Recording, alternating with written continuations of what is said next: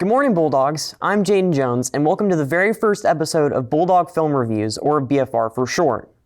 In this episode, we'll be tackling none other than Spider-Man No Way Home, the epic conclusion to Tom Holland's very first Spider-Man trilogy.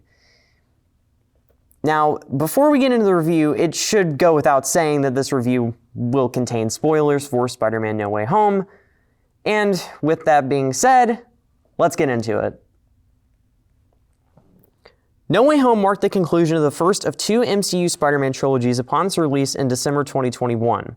But it wasn't just the typical condensed Spider-Man story, as upon botching a spell that Doctor Strange was working on to make everyone forget he was Spider-Man, Peter Parker soon finds that villains from other universes have begun pouring into his world.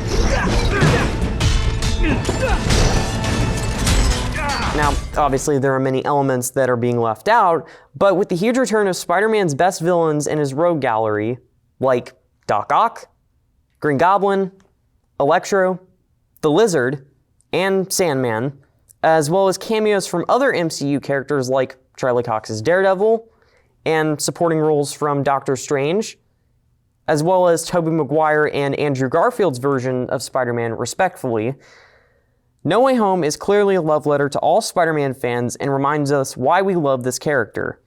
And for a trilogy that started on such a weak note, it's actually impressive that No Way Home managed to be the way it is.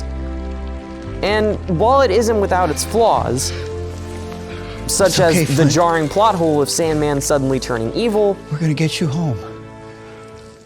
The somewhat overwhelming abundance of nostalgic callbacks, and a finale that feels extremely tame in comparison to the rest of the film, it's undeniable that No Way Home is very special, and there may not ever be a Spider-Man film, or even a Marvel film for that matter, like it again.